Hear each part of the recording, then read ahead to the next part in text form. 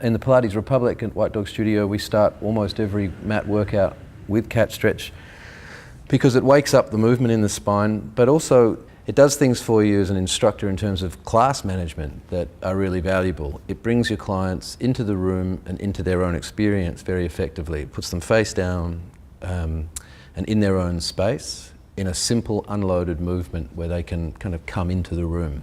It's a movement of the spine that is natural, functional and important for everyone, but again it's unloaded, so if they've got to class they can do it. They can't see you, so if you need to sign them in, change the music, check in with someone, that's all done very easily.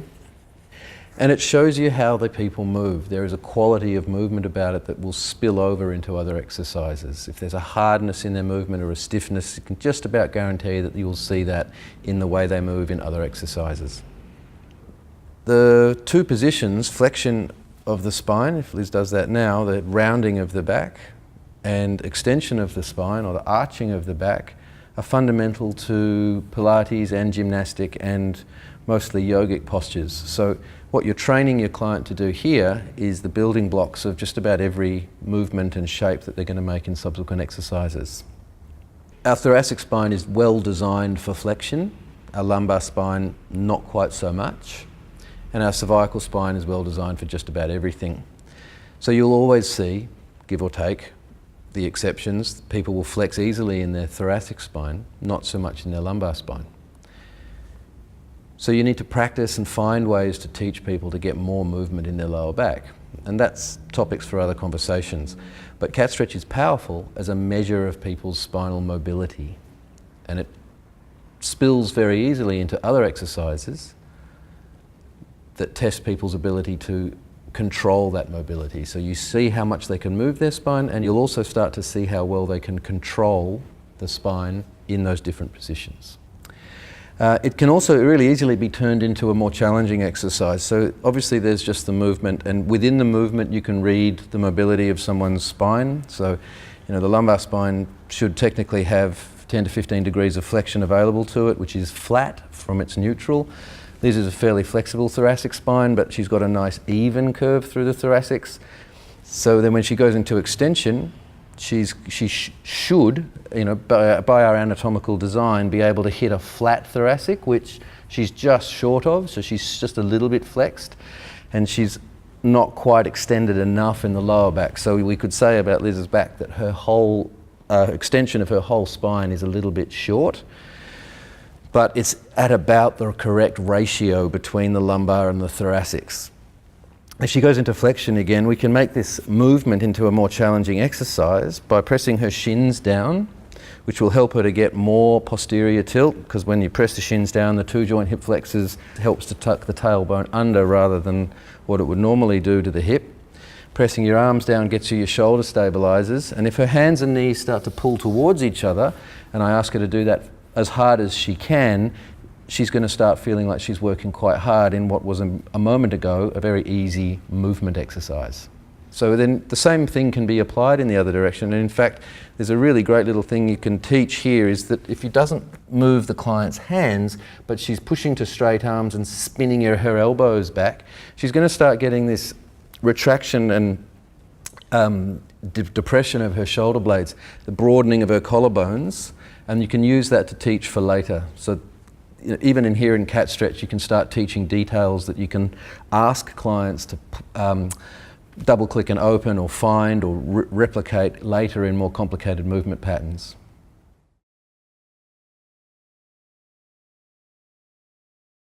So taking cat stretch from the bent leg version to a straight leg version, it essentially ends up either here or in a plank. And the movement from here to a cobra position or up face dog, is down face dog, up face dog in yoga, different names in different exercise modes. But what we can think about it as is kind of a straight leg moving cat stretch. The way we teach it, or I teach it, is there's much more spinal movement in it than ways that other people might teach it. So you really emphasize the idea that it is a straight leg moving cat stretch. So you start to see the mobility of the spine integrated with the whole front chain and back chain, or front line and back line of the muscles of the body. You start to see what people like to do with their elbows, what they like to do with their shoulders, how their shoulders integrate with their rib cage. And also you'll start to see how well or effectively people can use their thighs or their legs and their hips to manage their lower back. And we talk about it at other points about teaching balls of the feet or the front thighs or the use of the hips to open their groins to support the lower back. And the straight leg version is easily used as a warm-up, but it can be a really effective teaching tool later when they're warmer and you've taught those details in other places. So Liz is going to go from here, she's going to curl through her spine, differing here, and then she's going to hold just there for a moment. Differing from yoga, we've got this midpoint position where she's pushing down through her arms, and it's easy for your client to drop into their lower back when they do this. But this is a great place to teach using the front of the leg, the thighs, the quads, double two joint hip flexors to support the lower back. So by pressing the feet down firmly into the floor, and this action stays here, and she thinks about pulling her tailbone down as the hips drop and pushing her hands down, it looks like it will load her lower back, but as long as she keeps working here, the lower back feels very little. That she looks down, chin towards the floor, peels back through the spine, so you still see that cat stretch movement. And there's lots of details to teach here, we won't go into them all now, but just seeing that it's this continuation of the cat stretch, the flexion and extension of the spine, and that there are these little opportunities to teach more complex or sophisticated uses of the muscles and the systems. So one little aside on this is, as Liz comes forward through the flexion, and we're going to still play with that midpoint where she's pushing down through the arms, she's going to get flexion in her thoracic, she's neutral in the lower back, she's going to press her front thighs down, and then if she can't get the gripping of her butt or the pulling of her tailbone down, she can put the heels together, press those inner heels together, that action goes up her inner thigh and pulls her tailbone down.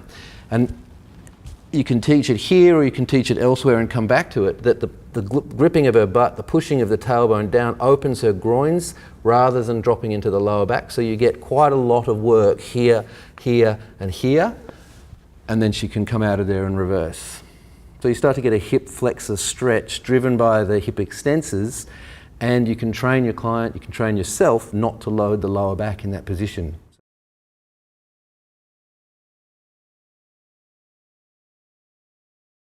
So cat stretch, spinal flexion, spinal extension, as I said, it's foundational to most of the movement that you're teaching. So we could go in almost any direction from that, but in terms of taking that movement to the reformer and adding something to the exercise, really many roads lead to snake, partly because it's such an exciting exercise for clients to feel like they've mastered, and it does add the oblique element, the twisting angle to that flexion extension. Snake on the reformer is a really challenging exercise to teach in a group. Not that it's necessarily difficult, but there is so much to get wrong and many clients find it very challenging and often scary. A really handy progression towards snake is to teach with feet on the ground and hands on the reformer bed as they would be in the full exercise. Also, the foot position is really important to teach. It's also difficult for people to learn first time with the foot bar. So I found it's really good or handy, it's an effective way to teach it, to teach people to put their foot in line with the foot bar or thereabouts, and you train it by the inside foot or the bedside foot coming over and landing here. It's kind of like Charlie Chaplin leaning on his cane.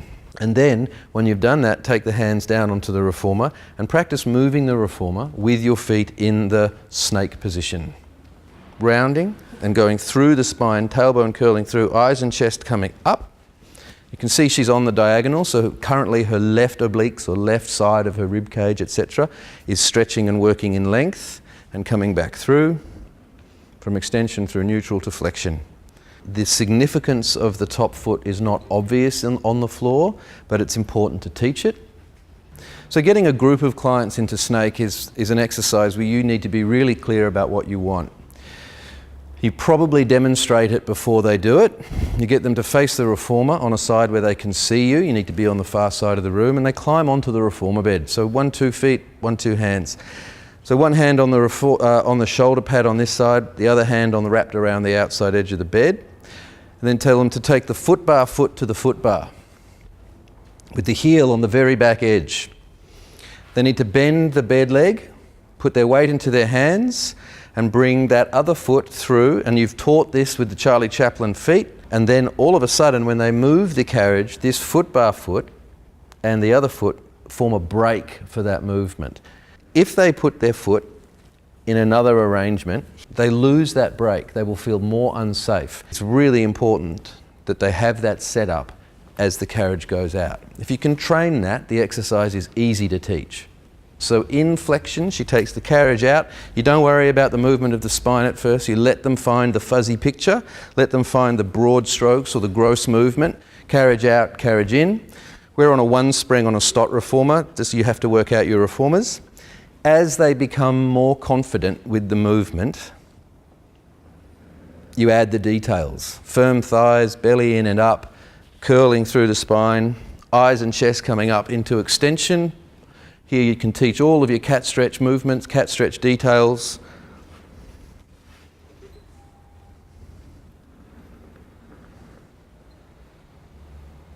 And in time it becomes a very enjoyable, if challenging, exercise.